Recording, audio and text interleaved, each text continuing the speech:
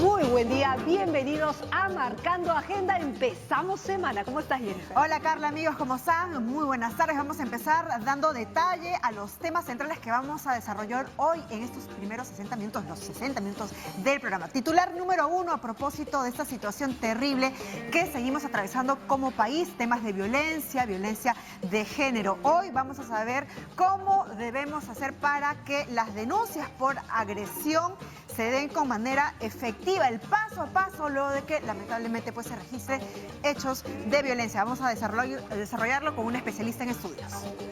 Tema número 2, importante también, ustedes están viendo los grifos, y es que claro, muchos de ustedes viven cerca a un grifo, otros incluso muy cerquita al costado, que tienen que escuchar la bulla todo el tiempo. ¿Hay reglamentación para eso? Hoy hablamos del tema. Titular número 3, a propósito, ya estamos pronto a que venza la presentación del trámite de declaración de impuesto a la renta. Hoy con un especialista en estudios vamos a ver cómo es que lo podemos realizar desde la comodidad de nuestros hogares, de trabajo, a través de un aplicativo. Todo eso y más en estos 60 minutos de Marcando Agenda, Carla. Muy bien, vamos a empezar entonces rápidamente para que no se nos vaya el tiempo y vamos a tocar este tema tan importante con el que empezamos nuestros titulares. Con frases y cifras, por supuesto, porque hoy amanecimos nuevamente de luto porque un nuevo feminicidio se suma ya al que ya conocimos, son 34 para ser exactos. Terribles estadísticas, y lo que nosotros vamos a centrar el día de hoy es en el tema práctico, como siempre, y es en el tema de las denuncias, ¿no es cierto? Cómo hacer la denuncia, no solamente de la víctima, sino todos aquellos que podríamos ayudar a evitar que nos sigan matando. Vamos a darle ya la bienvenida rápidamente a la doctora Eliana Rebollar. Ella es adjunta para los derechos de la mujer de la Defensoría del Pueblo. Doctora Rebollar, gracias por acompañarnos. A ustedes, muchas gracias por la invitación. Vamos a centrarnos porque hemos tocado pues ya en distintos programas en TV Perú la problemática de los feminicidios y de la violencia, pero siempre como que nos queda tiempo, o mejor dicho, nos queda corto el tiempo para poder desarrollar qué hacer una vez que lamentablemente se ha registrado un nuevo caso, y debemos seguir este paso a paso. Instintivamente, ¿no?, nos dice pues de repente por ahí el tema de la experiencia, ir y acudir a la comisaría para denunciar este tema de violencia. ¿Cuál es el paso a seguir?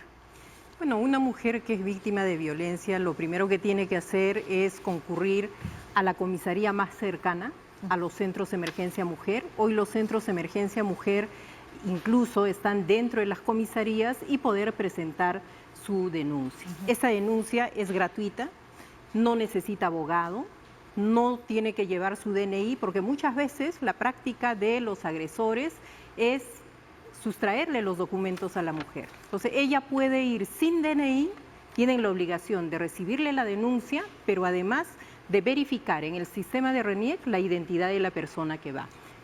Eso es lo que tienen que realizar, ya sea en los centros de emergencia mujer, que hay 77 dentro de las comisarías, o a través del centro de emergencia mujer que están pues a nivel nacional. Así es, también puede ir directamente a las fiscalías especializadas o a los juzgados especializados en violencia o de familia para presentar su queja. Es decir, la ley 3364 establece toda la amplitud posible para que la víctima pueda presentar en este abanico de instituciones su denuncia. Pero además, supongamos que esta persona tiene más proximidad con la municipalidad, con la Defensoría del Pueblo. Porque lo que sucede es que, en teoría, una mujer agredida dice, ¿dónde voy? Corriendo me voy a la comisaría, a la más cercana. Pero ¿qué pasa si la comisaría más cercana no me quiere tomar la denuncia? ¿Puedo irme a la otra comisaría? ¿Qué puedo hacer yo si es que me niegan la primera denuncia? A ver, en principio todas las comisarías, no solo las de familia, todas están en la obligación de recibir la denuncia de una mujer por actos de violencia, sean físicas, sexual, psicológica. Tienen la obligación, y además hay 16 formas de violencia que están contempladas en la ley, como es el acoso, el hostigamiento, hasta la violencia obstétrica, que no tiene todavía un desarrollo, está considerada. Entonces, a tu pregunta, Carla, si es que no me reciben en una comisaría, esa comisaría está incumpliendo con su deber. Y yo podría tener ahí... Y tú puedes tener ahí la oportunidad de denunciar. Hay una línea abierta para ello en la propia policía, que es la línea 1818.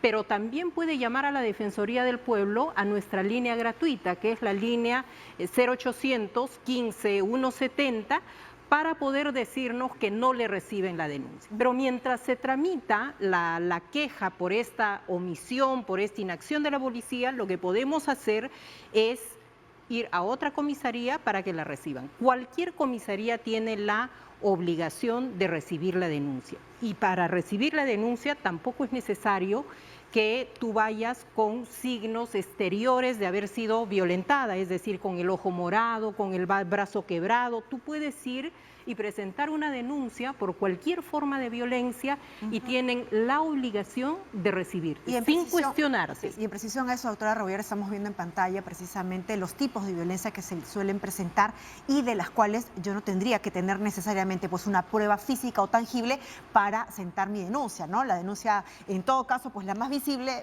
podría ser pues la violencia física, pero como usted dice, la psicológica, la verbal, es en la que incluso por ahí pues me amedrenta con el tema de no te voy a dar, ¿no? Para de repente el sustento diario. O insultarte. O insultos, ¿no? Entonces, todo eso va a requerir luego las pericias, las diligencias que puedan dar fe de que esa denuncia tiene veracidad. Pero también lo importante es señalar que la víctima no tiene que ser preguntada por una y otra autoridad sobre qué le pasó, porque eso te lleva a una segunda victimización, que es la revictimización. Ahora, ¿solamente la mujer puede hacer la denuncia o puede ir otra persona? Hay una protección a la mujer y a los integrantes del grupo familiar. Cualquier persona puede denunciar un acto de violencia. Y esto es importante señalarlo porque podemos decir, ¿por qué dice la mujer y los integrantes del grupo familiar? Porque hay una prevalencia enorme del número de mujeres que denuncian los tipos de agresión que ya hemos podido verificar. Ahora, doctora Rebollar, he sacado algunas cifras que incluso señaló pues la propia ministra de la Mujer, que decía que lamentablemente los feminicidios en nuestro país estaban incrementándose, pero según lo que ha dicho la ministra de Mujer, solo el 29% pues de estas mujeres que son agredidas presenta una denuncia y básicamente lo hacen porque no encuentran pues el respaldo por parte de las autoridades. Es decir, mientras se va incrementando el número de feminicidios, parece que lo que no se incrementa es ese interés por parte de las autoridades para resolver o proteger o cautelar la integridad de la mujer agredida. A ver, hay un tema de incremento que es incuestionable, ¿no? Que nos revela como sociedad y como Estado una necesidad de tener una respuesta más efectiva. Pero, por ejemplo, en una supervisión que ha hecho la Defensoría del Pueblo, 23 mujeres que han sido víctimas de feminicidio en el 2018 ya habían ido a los centros de emergencia mujer. Y el año pasado, 13 que fueron a los centros de emergencia mujer igual fueron asesinadas. Entonces, te habla de la necesidad de que se resuelvan los temas de violencia previos, porque nadie mata como primer acto de violencia. Es un continuum de violencia, por eso es que las agresiones físicas, las agresiones psicológicas tienen que tramitarse, tratarse, porque ¿qué es lo que queremos como sociedad?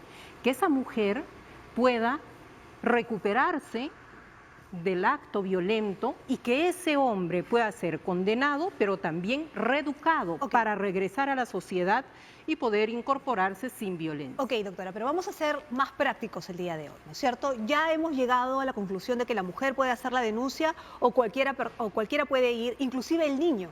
Así es. ¿No es cierto? Así sea menor de edad. El hijo puede salir de la escuela, ser menor de edad y tiene que estar registrada su denuncia. Así es. Un menor de edad puede ir sin DNI a denunciar a sus padres por agresión, puede ir a una comisaría y no tendrían que decirle que venga con un mayor, porque muchas veces le dicen tienes que venir con tu abuelito, con tu tío, tu hermana mayor, y eso no es así.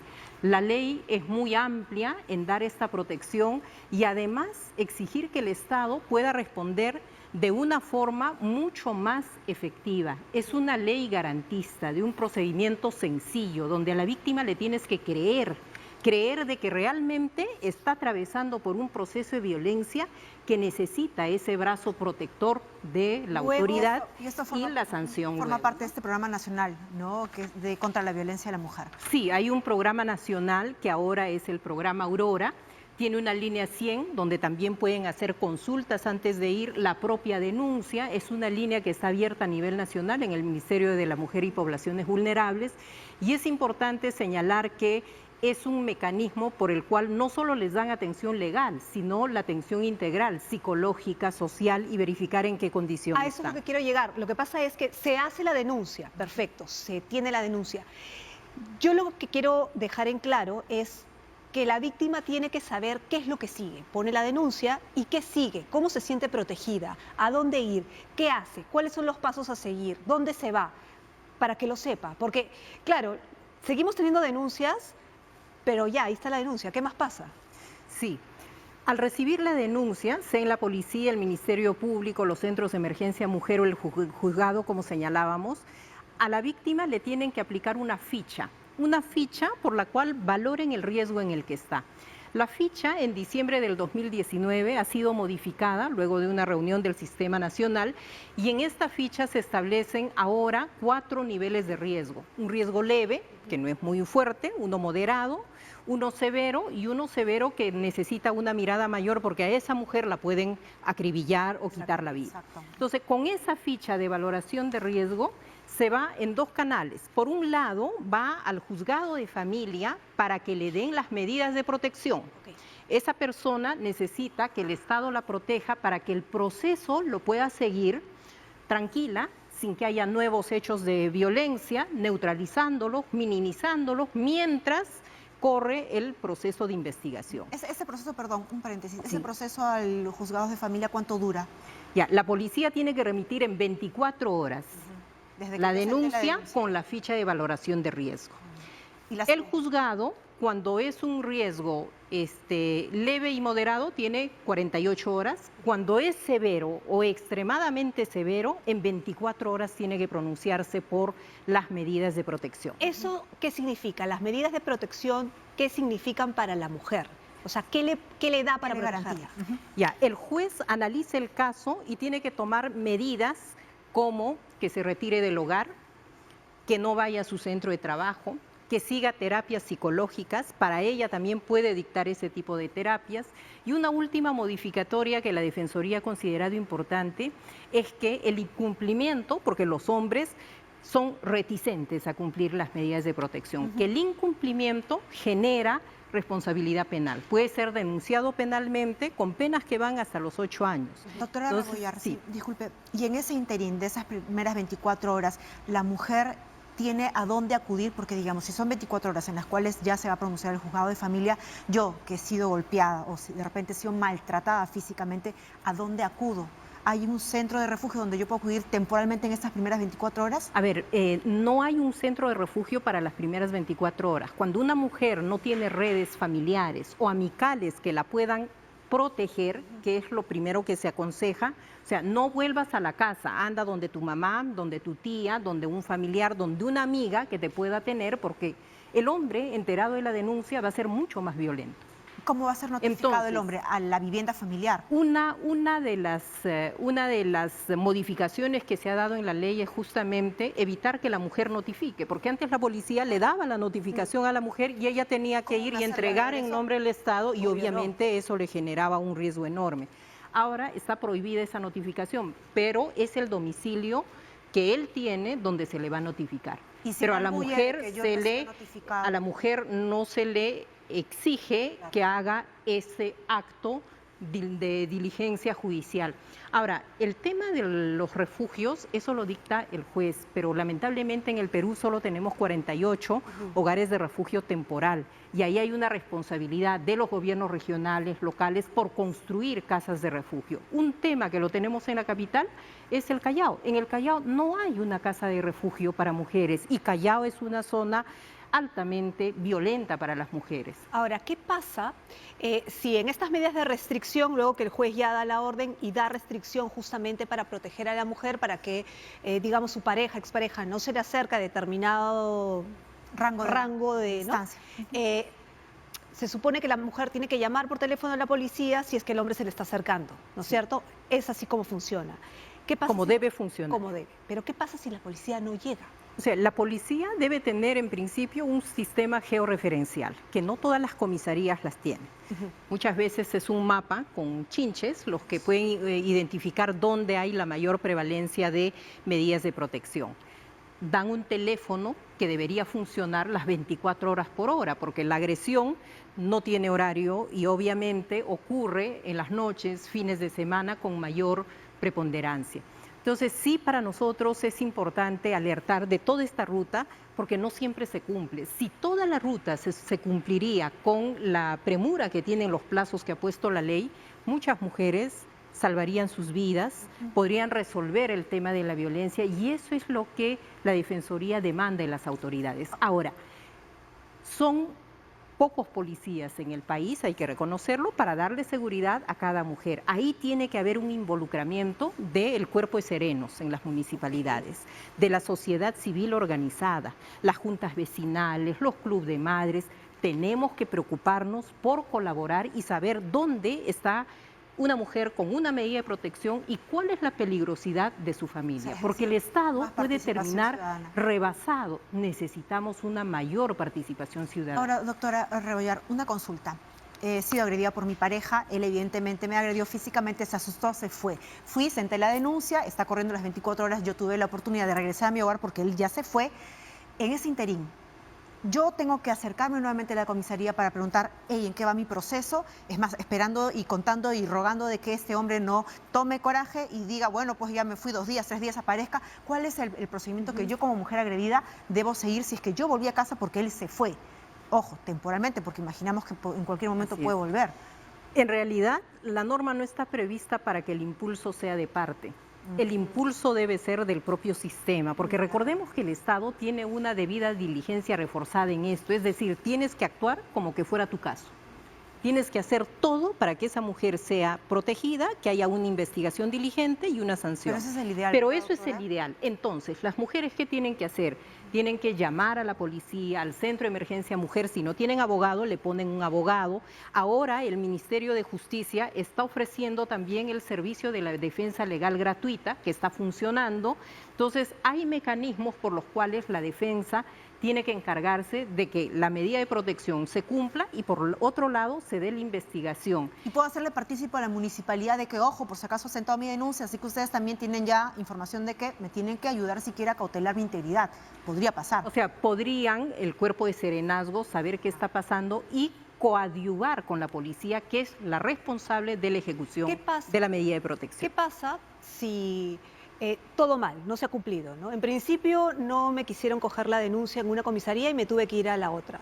¿Dónde voy? A sentar la denuncia sobre la comisaría que no me quiso atender, por ejemplo, para buscar una sanción a estas autoridades que no han querido escucharme. El 28 de julio del 2018, el presidente de la República, después de la muerte de Ibi Ágreda, puso como un tema de agenda nacional y señaló que las comisarías estarían las 24 horas del día a disposición de las mujeres. Y también se le dio mucha fuerza a una línea que las mujeres deben conocer, que es la línea 1818. Tú puedes llamar ahí y decir, en tal comisaría, tal oficial, suboficial, no solo que no te reciba, porque muchas veces te reciben a regañadientes, pero te descalifican o te echan la culpa de los hechos que tú vas a denunciar. Pero la línea no te garantiza. Si la línea no funciona, para eso está la Defensoría del Pueblo, porque a una mujer no le podemos decir que active los mecanismos de la Inspectoría General de la Policía Nacional. Entonces, solo tienen que llamarnos a la línea 0800 15 170 y decir, llamé a la línea, no funciona, en tal comisaría no me han atendido y nosotros intervenimos. Han habido casos en los que la Defensoría ha impulsado que se inicien procesos. Ha habido cambio de colocación, sanciones que se han dado, pero en el fondo lo que debemos lograr es que cada policía, mujer o varón, se convierta en un defensor de las mujeres. Pero ¿cómo dejo yo registro de que no me... Es decir, porque la Defensoría me puede ayudar, pero ¿cómo dejo yo registro de esa institución que no me quiso ayudar para que eventualmente reciba una sanción? ¿Qué es lo que ha pasado en el Agustino, no? Exactamente. El caso de y no se puede ver cuál es la cadena de responsabilidades que la hay. ¿Cómo dejo yo registro de quién fue el oficial que no me recibió la denuncia y la comisaría y que finalmente van a recibir una sanción?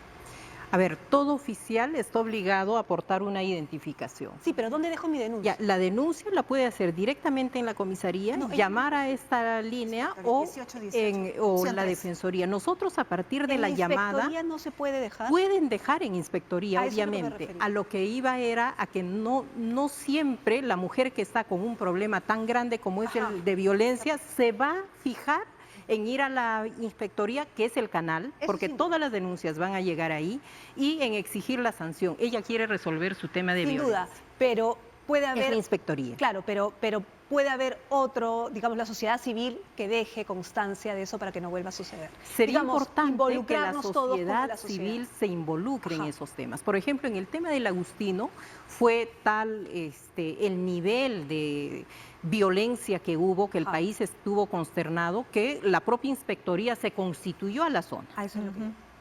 Hizo la investigación. Todavía, por lo que sabemos, está en investigación. Doctora Rebolledo, Pero ¿en qué casos esa diligencia, no le pedimos que vaya a ver lo que pasó, pero que inicie la investigación, que haya sanciones y que las haga conocer a su personal. Porque si no conozco que a mi colega le sancionaron por un acto de esos, los demás van a seguir haciendo lo que quieren y no van a cumplir su función. ¿En qué casos, doctora Rebollar, acudir a la Defensoría del Pueblo? A la Defensoría del Pueblo acuden cuando ninguna de las instituciones que tiene una responsabilidad legal ha cumplido con su función. O sea, no pueden venir a denunciar un tema de violencia para que la Defensoría lo tramite, pero si nosotros lo conocemos, inmediatamente vamos a activar que la comisaría o el SEM le atienda. Si el SEM, si la comisaría, la Fiscalía, el Poder Judicial no responden, son diligentes, no han hecho la notificación, no van a las diligencias, la persona puede llamar y la Defensoría inmediatamente exige que se active ese proceso, pero además que se investigue la negligencia con la que están actuando. Muy bien, doctora. Muchísimas gracias. Nos ha ayudado a entender cuáles son los pasos, sobre todo para la Gracias. denuncia. Y como sociedad civil también entender que nosotros también nos debemos involucrar, porque es obvio que mientras una mujer está siendo acosada, ¿no es cierto?, y está asustada, no va a pensar en que también tiene que denunciar a los que no quieren coger su denuncia. Bien, muchísimas gracias. Hemos estado con la doctora Eliana Rebollar, ella es adjunta para los derechos de la mujer de la Defensoría. Vamos a hacer una pausa, pero no se mueva porque vamos a regresar con un tema muy importante, hablando, ¿no?, de denuncias que no son pues acogidas. Vamos a ir hasta la urbanización Los Rosales en Surco, donde hay una problemática de los vecinos con el tema de los grifos. Ya regresamos.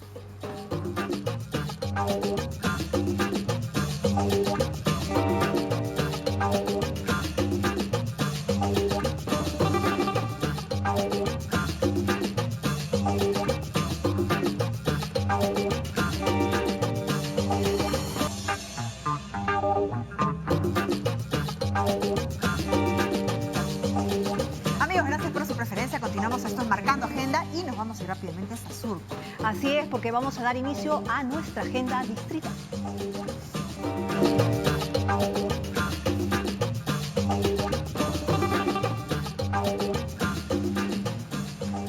Y esta vez nuestra agenda distrital viene desde Surco. Ya nuestro compañero Genaro Bernedo se encuentra listo, hay problemas y viene relacionados a los grifos. Así, Genaro, adelante. Buenos días, buenas tardes.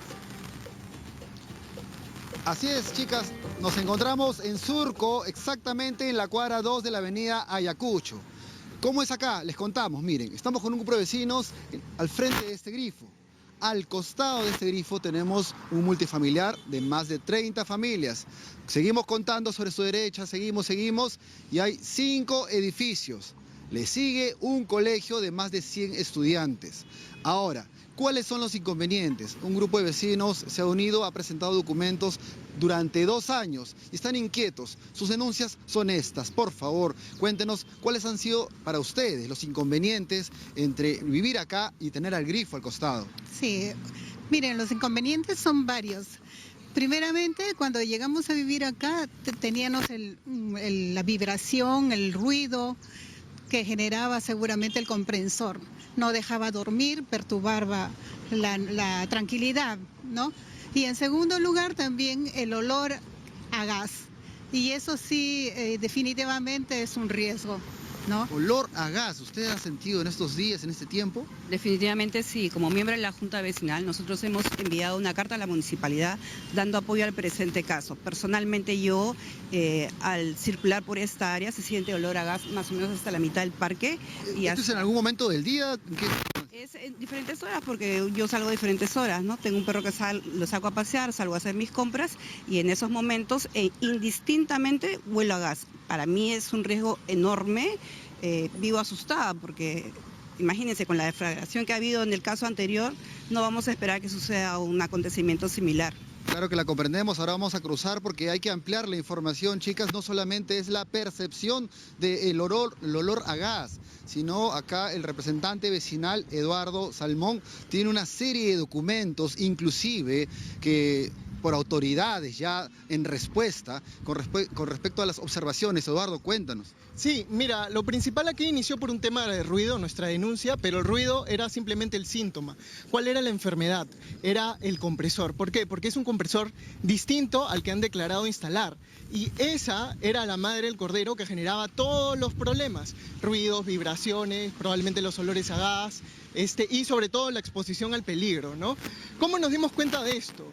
Inicialmente la municipalidad vino a hacer las mediciones, se clausuró hasta 3 veces, pero llegó a venir OEFA. ¿Y qué fue lo central que nos dijo EFA a través de su reporte de supervisión? Es decir, nosotros no estamos diciendo algo inventado, sino que está en documentos. Muéstranos, por favor, el documento que precisas que es la OEFA, que es una organización que evalúa y fiscaliza con respecto al impacto ambiental. Sí, lo que dijo la OEFA es claro. De la revisión de la información presentada por los Rosales, se advierte que las características de la monocompresora GNB Microbox no coinciden con las características aprobadas en el día. ¿Qué es el día? La declaración de impacto ambiental. Es decir, el grifo necesita varios documentos, entre ellos el ITF, el DIA y el EIA, para poder tener el permiso adecuado tanto del Ministerio, de Ocinermin, como de OEFA, ¿no? Entonces, ahora, además de esto, ¿hay otra observación, otra institución, por ejemplo, la municipalidad, INDECI, Ocinermin? Sí, ahora último, lo último que ha venido vino INDECI en enero de este año, y lo que encontró es que el riesgo era totalmente alto. ¿Por qué? Porque no se cumplían las distancias mínimas de seguridad. Entonces el compresor se encuentra casi pegado al equipo. ¿Qué nos dijo INACAL en su momento? INACAL nos dijo que cuando una estructura tiene de 4 pisos a más o hay más de 100 a 30 habitantes, tiene que estar separado a un mínimo de 10 metros por seguridad, y eso aquí no se cumple. Entonces, lo que ha verificado INDECI, que acá están las conclusiones, que pueden ver el documento firmado, ¿no? Es que desde el punto de vista de defensa civil por lo expuesto, la ubicación de la compresora cerca del edificio de Champañá no reúne con las condiciones de seguridad en defensa civil, estando por lo tanto en riesgo claro. Genaro. Y da unas recomendaciones, ¿no? Porque es así es, en riesgo alto es lo que determina la institución acá. Sí, Genaro, lo que nos gustaría saber es ya cuántas veces ha sido clausurado ese grifo, porque creo que ese es el punto, ¿no? Ya con tanto cuestionamiento, ¿cuántas veces ha sido clausurado?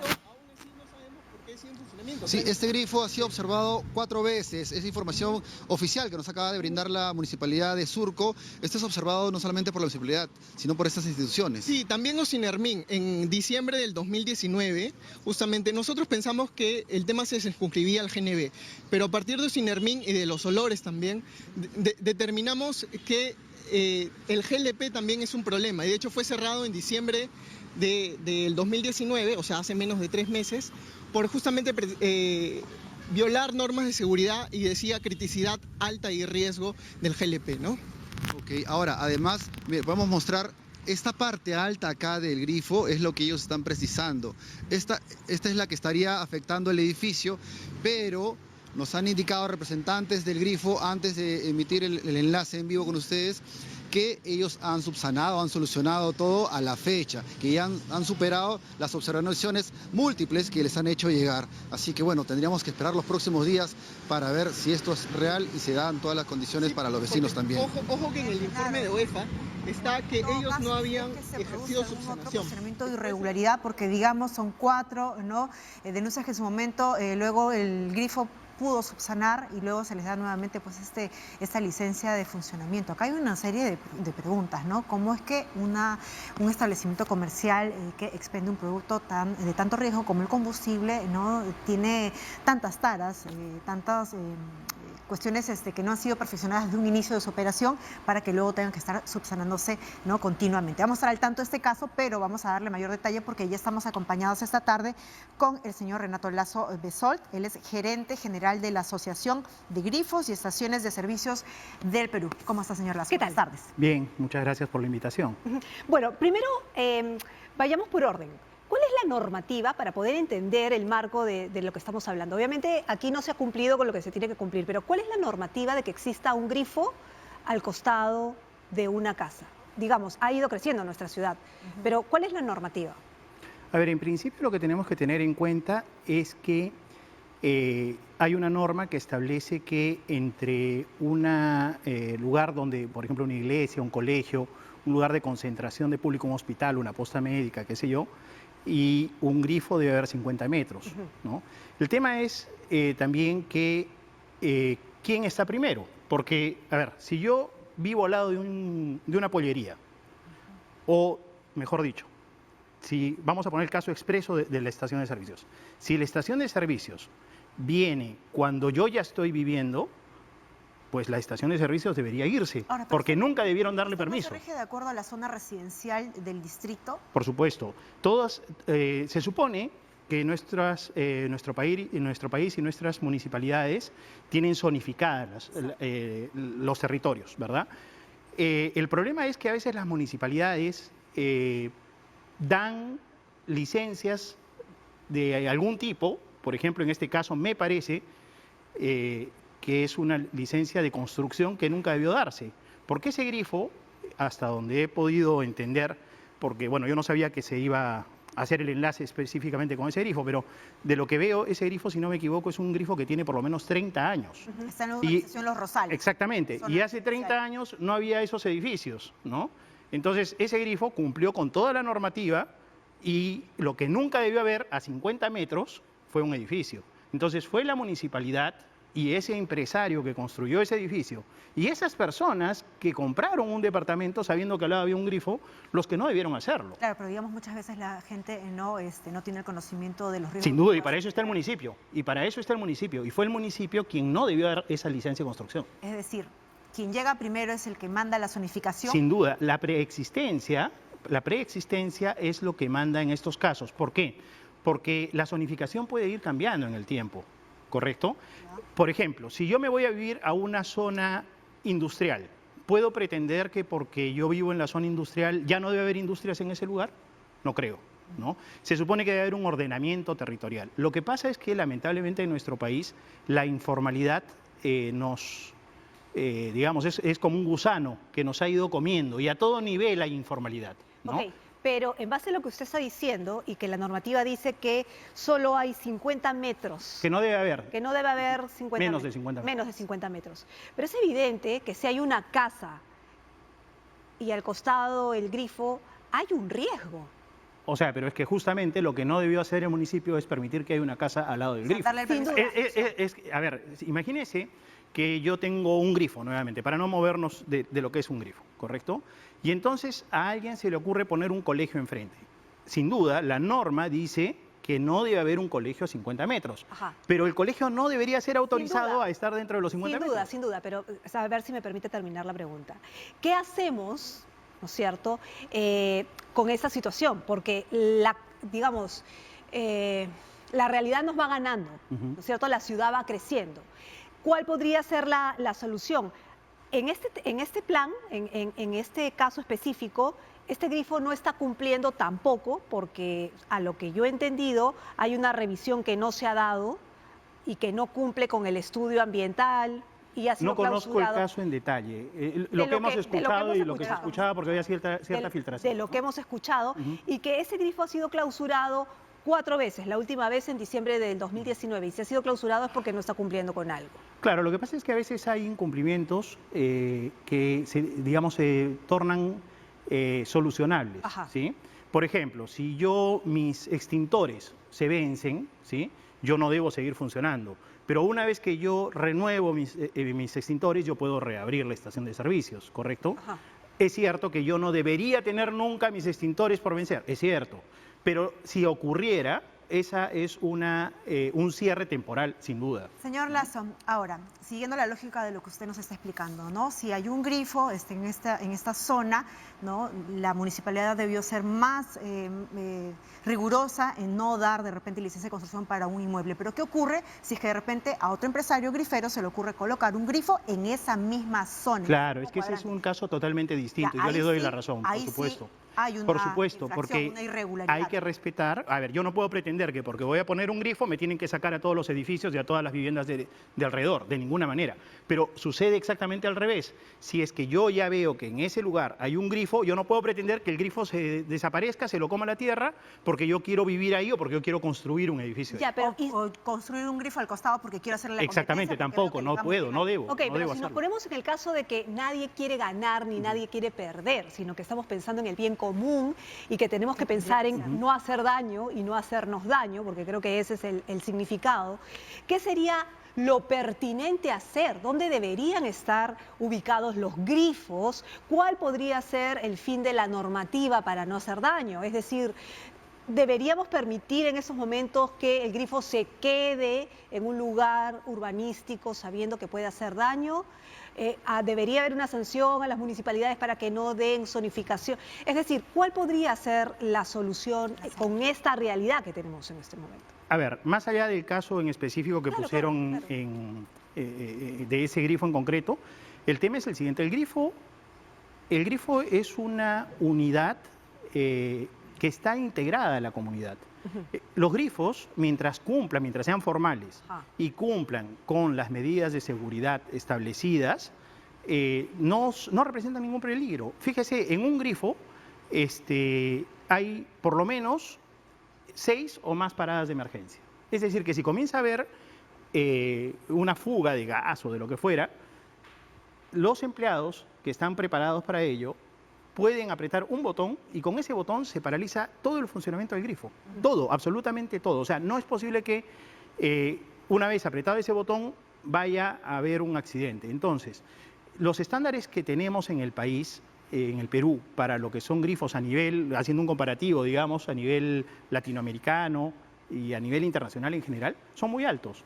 Lo importante en todo, si es que se cumplen. Acá está el tema, siempre hay que, y nosotros desde la asociación estamos siempre preocupados porque se cumplan. Nosotros confiamos y creemos en la formalidad y es por eso que en el caso de este vehículo, porque fue un vehículo, no una estación de servicios, la que deflagró en Villa El Salvador y creó este accidente, este muy lamentable accidente donde ya han fallecido 32 personas y donde hay 10 personas más que están en cuidados intensivos, eso ocurrió porque no se cumplió, porque lamentablemente los INERMIN relajó, fue muy laxo con las medidas con las supervisiones y entonces ocurrió esto. Nosotros también lo que decimos es, estamos de acuerdo con que haya supervisiones, con que haya fiscalización, pero no se trata de hacer cacería de brujas, se trata de encontrar y de hacer paulatinamente y de hacer aleatoriamente, sobre todo, pero nada, no haciéndoles una verificación al 100% de unidades móviles o al 100% de grifos hoy día. Le vamos a pedir un momentito porque tenemos que regresar a Surco para ver qué es lo que está sucediendo con Genaro. Genaro, adelante, ¿qué nos tienes que decir? Nos encontramos ahora con Maricel Guillén, representante de Grifo. Ante estas observaciones, ¿ustedes cómo han actuado? Bueno, nosotros hemos subsanado algunas observaciones que nos ha puesto la municipalidad. ¿Ya? Se ha hecho todo lo posible, se ha subsanado y dentro de los cuales después vinieron y vieron todo, hicieron mediciones y todo se encontraba bajo los rangos, ¿no?, permitidos, que la municipalidad tiene sus normas, ¿no? Ahora, este grifo está desde 1992. Sí, sí, 1992. Y los vecinos han llegado... En el año 2018 han venido. Ahora, para que ustedes tengan activado el tema de GNV, GLP y demás combustibles, ¿esto desde cuándo ha sido tramitado? Aproximadamente 2014, 2015. Toda la licencia nos han dado la municipalidad y de los cuales en el año 2016 se comenzó a construir. En el año 2017 empezamos ya a vender GNV. Importantes testimonios, resaltando el hecho que hay sala malla superior, que esto ya... por un entender daría solución, esperemos que en los próximos días, en el día a día, se dé, Pero esto, por el inicio, ¿ya le dio solución a ustedes? ¿Cómo van a actuar ante todo? El mismo OEFA, o sea, más allá de la municipalidad, el ente competente y especializado con los sonómetros y los puntos, es OEFA. OEFA lo que ha dicho es que a pesar de las mejoras en septiembre, en la segunda vez que vino OEFA, no había subsanado, sobre todo de noche. Tercero, que había un sobrecalentamiento del equipo, que es claro. Y tercero, que el compresor no era el declarado. Entonces, todavía evidentemente no ha subsanado. ¿Qué esperamos de las instituciones? Son 3 instituciones que pueden evitar el peligro en este caso, ¿no? Uno, la municipalidad, que tiene ya los informes de Sinermin y OEFA, con lo cual, y sobre todo de defensa civil de la propia municipalidad. Ahora, ustedes están acá desde el 2018, el grifo Sí. ha estado antes. Ustedes, ante todo esto que está pasando, inclusive tenemos ambas partes. Ajá, claro. ¿Ustedes quieren que se vea el grifo? ¿Qué buscan? No, para empezar, nosotros nos hemos mudado sabiendo que hay un grifo, eso es fundamental, o sea, pero lo que no sabíamos era que se iba a instalar un gasocentro GNB y GLP, y sobre todo, más allá que se iba a instalar, es que este no cumple con la legalidad del caso, dicho por las instituciones. Ese es el problema fundamental. O sea, Ahora, ¿ustedes cumplen con esa legalidad hoy? Sí, Osinermin, la OEFA también han venido, ¿ya? Y todo han observado y todo está dentro de los parámetros. La medición de los ruidos, también Osinermin ha visto todas las medidas de seguridad y todo está bien. Entonces, para ir cerrando, ¿ustedes como empresa se someten a las fiscalizaciones a la fecha? Sí, ellos vienen, los Osinermin, OEFA vienen a fiscalizar, nosotros no nos oponemos. Y todo, como le digo, está dentro de los rangos, está toda la municipalidad también viene, fiscaliza, todo está todo bien, todo normal. Nosotros somos una empresa formal desde el año 1992 y no tenemos problemas con ningún vecino. Muchísimas gracias. Agradecemos que nos haya dado su testimonio importante. Junto a los vecinos vamos a estar fiscalizando, junto a las instituciones que ven estos temas. Tenemos ambas partes y Marcando Agenda está siempre para todos ustedes. Gracias, Genaro. Vamos a darle pues en definitiva seguimiento a este caso porque lo que encontramos aquí no son 2 versiones encontradas, ¿no? La de los vecinos quienes señalan que aún esta empresa no ha subsanado las irregularidades o de repente por ahí lo que detectó las autoridades, y también pues tenemos el ámbito empresarial que está señalando que en efecto sí. Vamos a estar muy al tanto de esa situación específica que se vive en Surco, Carla. Ahora, pero Genaro Bernedo ha recorrido distintos grifos y esto es lo que ha encontrado, así que vamos a ver. Un grifo allá, otro grifo acá, otro grifo al frente. De Sucre tenemos 2 grifos más. ¿Cómo puede vivir usted entre 2 grifos? ¿Cómo se Con siente? temor, con miedo. Muy cerca están, es un peligro también eso. Lo que quieren es acá que haya muertos, haya víctimas. Eso es lo que están esperando. Los vecinos nos contactaron y ante sus temores y reclamos recorrimos la ciudad para conocer qué es lo que está sucediendo con las gasolineras en nuestra capital. Cuadra 4 de la avenida Bolívar en Pueblo Libre, al frente de este grifo, este otro. O sea que para una avenida de 1,5 kilómetros que tiene Bolívar, tener 8 grifos es mucho, pues. El olor acá a gasolina y a gas más abajo es constante. Luego de llegar a este segundo grifo acá en Pueblo Libre, hemos contactado con Osinermin y nos han indicado que no hay una ley que determine la distancia máxima o mínima entre grifos. Lo curioso es que a unos pasos de esta estación de servicios está esto. Y entre estos grifos está esta casa, que no tiene vecinos ni a la izquierda ni a la derecha, pero sí combustibles, por un lado y por el otro. ¿Cómo puede vivir usted entre 2 grifos? ¿Cómo se siente? Con temor, siempre con miedo. Miedo lo que tenemos. Porque cualquier cosa puede explosionar y nos frega a nosotros también. Pues. Cada vez que llenan los carros, el olor del combustible, todita la casa se llena. Y siempre ha sido así, prácticamente que nos estamos acostumbrando a vivir así. Y al seguir nuestro camino, confirmamos las inquietudes de los vecinos.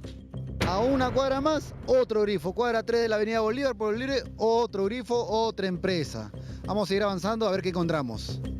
Al costado de un edificio multifamiliar, otro grifo. En la cuadra 1 de la Bolívar, en Pueblo Libre.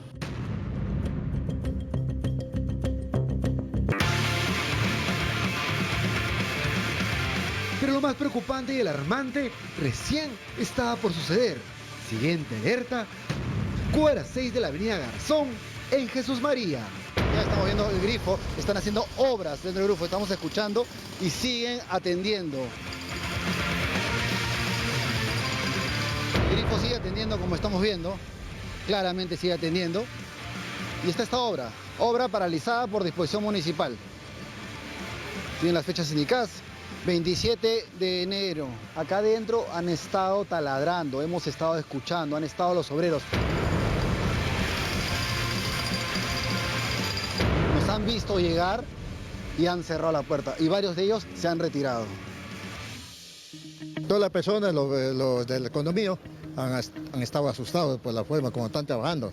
¿Cuántas familias viven acá? 88 familias, 500 personas más o menos. Y a la izquierda tienen una estación de servicio. Así es. ¿Y a la derecha? También.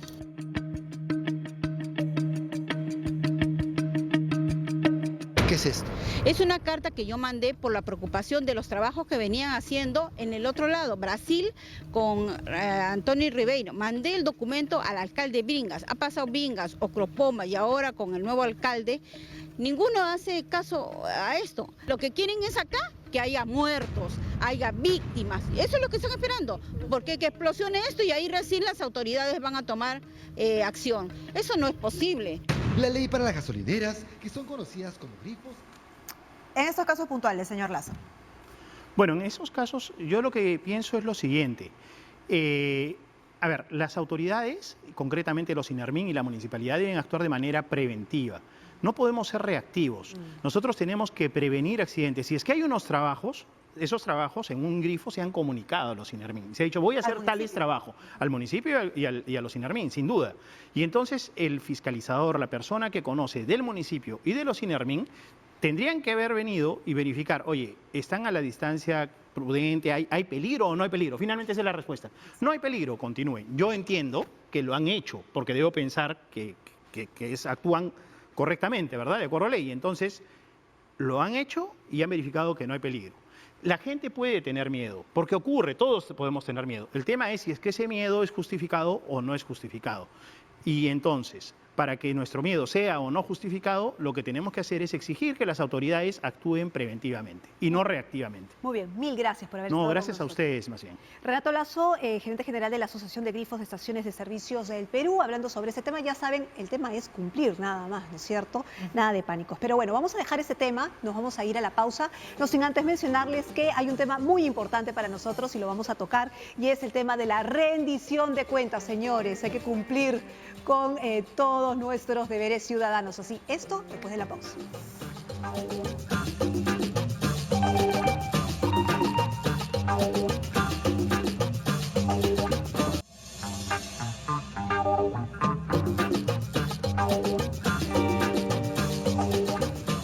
Muy bien, continuamos con Marcando Agenda y atención porque ya estamos en fecha pues para la declaración de renta anual y por ello es que tenemos invitado a José Luis Calle, el funcionario de SUNAT. Señor Calle, buenas tardes. ¿Qué tal? Buenas tardes. Muchas gracias por la oportunidad.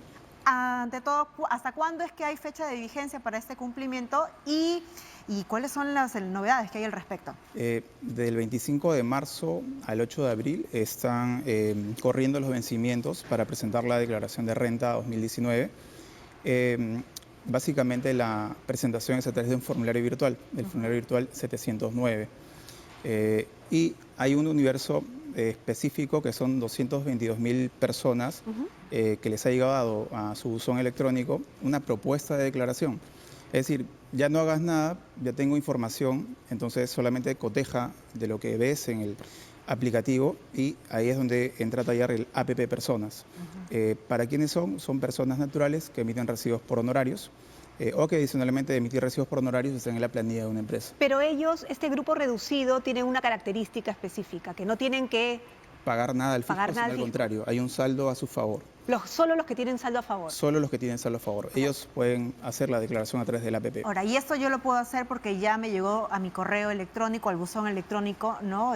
Por la clave SOL, de que yo tengo un saldo a favor, entonces bajo rápidamente este aplicativo y hago esta declaración. Exacto. O sea, la idea de la propuesta de declaración es que, claro, SUNAT tiene información tuya, estamos como para poder facilitarte la declaración y tan solo descarga el APP y verifica que esté todo ok y cumples con dos cosas. Una es presentar la declaración y la otra es solicitar la devolución en línea, ¿no? Aquí tenemos justamente el paso a paso. El paso a paso. A ver si nos lo va explicando mientras vamos poniendo las claquetitas. Claro.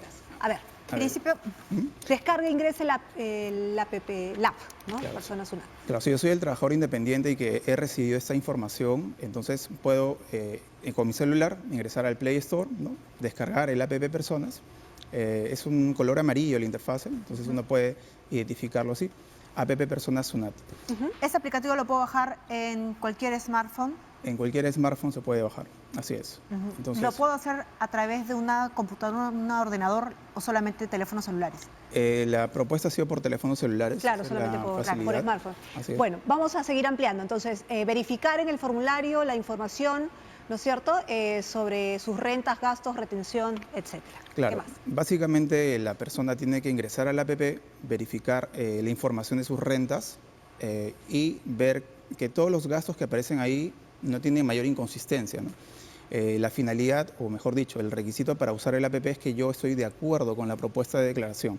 Yo tengo una pregunta. Si yo a lo largo del año he estado también colocando mi DNI para el recibo electrónico en esta opción de bares, discotecas, restaurantes, ¿esta información también ya está registrada en SUNAT o yo con mis boletitas tengo que registrar esos datos? No, está ahí porque justamente el app, entre otras funciones, tiene también la de hacer el seguimiento de esos gastos durante el año 2019.